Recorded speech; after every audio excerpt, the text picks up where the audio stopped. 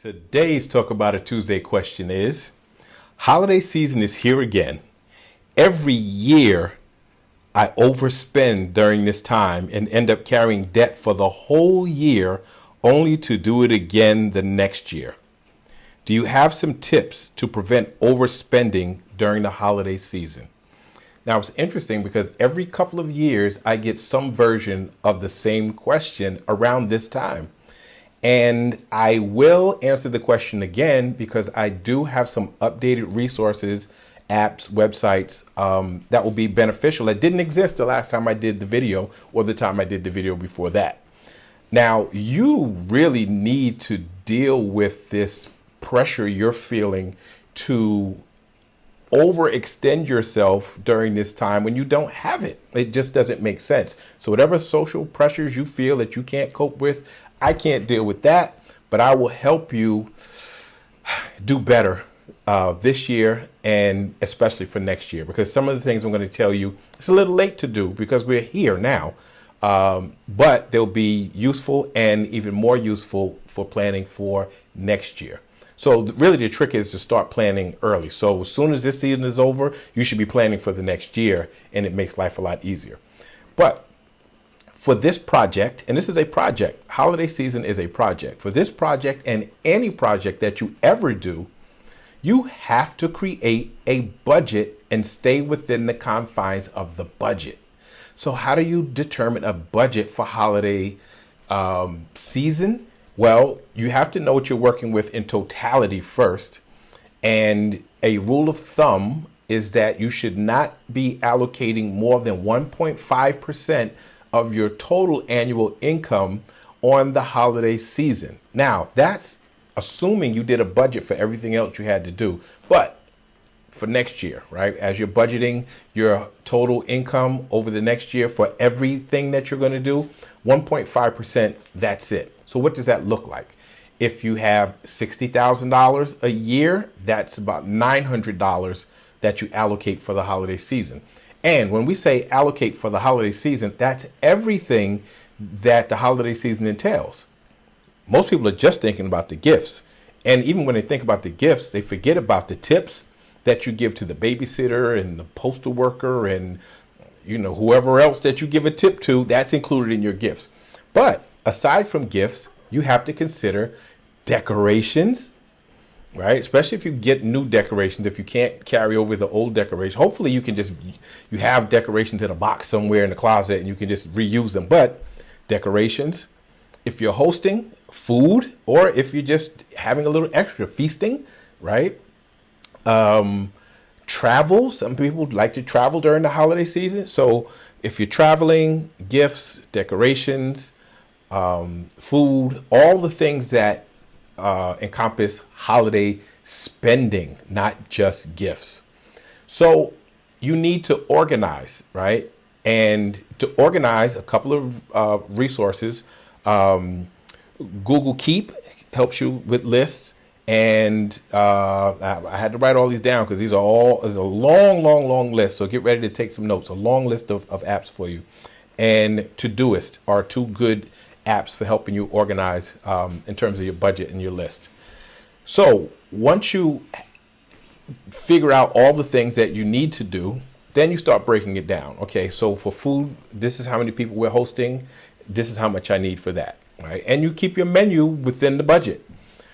Travel, okay, I'm traveling to so-and-so. If I can get the tickets early, if I can stay, I don't know, maybe short-term rental is cheaper than a hotel if you have enough people, whatever. You organize and you budget that way. When it comes to gifts, you need to make a list of everybody you would like to get a gift for. And then you have to decide, okay, based on the amount of money you have left, how much are you willing to spend on each person, right? And so, like I said, you have certain people who get tips. You have other people you would like to gift. One way to mitigate that spending on gifts is to get the people around you, family, co-workers, friends, and do a Secret Santa. Secret Santa is like one of the most amazing gift giving, and then you don't have to call it Secret Santa if you don't do Christmas, but everybody puts their name. So let's say there's 15 people. Everybody puts their name in a hat. Everybody pulls a name. And everybody gets one of the 15 people a gift. One of those people gets you a gift. So you don't have to give 15 people gifts. It just makes more sense. And it saves a lot of money, a lot of headache. And of course, you keep a cap on how much can be spent per gift so that there's not this big mismatch in terms of, oh, I got you $100 gift and you got me a $10 gift. You have to have a price range, right? That works well. Gift cards work well, right? And if you want to do gift cards, I do have so prepaid gift cards, if you go to, well, I'll get to that. Let me just get to some other stuff before we get to that. So if you want to compare, you should be comparing prices too. Don't just run out and buy. So if you do want to do price comparisons, there are some good apps. Honey, Rakuten, Google Shopping. Those are good price comparison apps or websites. If you want to get cashback apps, Rakuten again, and Ibotta, Ibotta. I don't know if I'm saying that right. If you want to do in-store coupons, then there's some good apps for that. Retail Me Not, Honey, Coupon Cabin. If you want to get cashback apps, again, Rakuten is good. Ibotta is good for that. Deal tracking, Slick Deals, Camel for Amazon. Let's see. If you want to do in-store comparison, Shop Savvy or Flip. So these are good ways, if you get organized, again, to strategically stay within your budget, get discounts, use coupons, do price comparisons. And again, if you're organized and you start early enough, that's a great strategy to save you some money and stay within your budget. Now, how do you stay within your budget? If your budget is $1,500, then one way is to withdraw $1,500 in cash.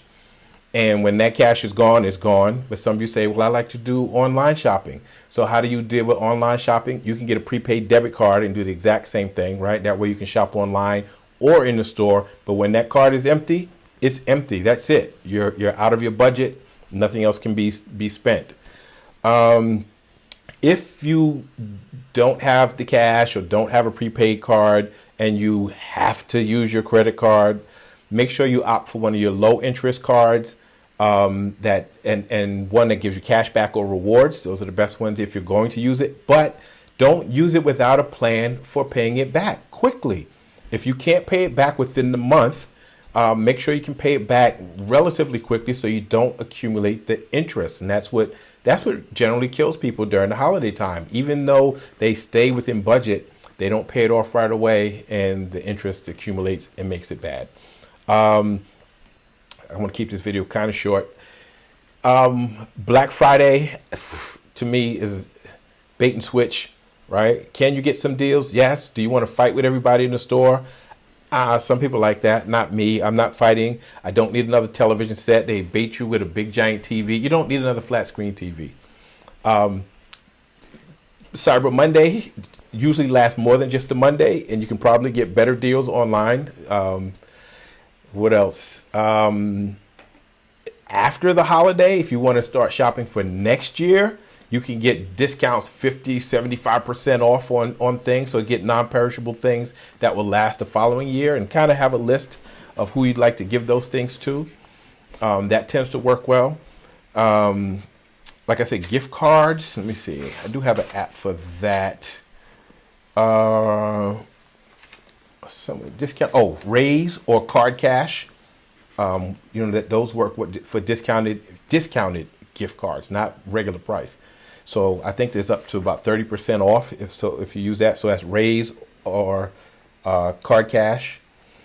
And like I said, if you start early for next year, a lot of the stuff, like I said, we're here now, right? I think Black Friday is this week. We're kind of here. I don't know what your budget's like, but those are strategies that you can use year after year after year. Obviously, you have to update apps. New stuff comes out, so you can just kind of search for holiday gift savings or holiday savings apps. And every year, something new pops up that will be beneficial. So I'd love to hear your strategy. If you have some tips for the people that work for you, please share in the comments. But like, share, subscribe, keep the questions coming, and I'll see you next Tuesday.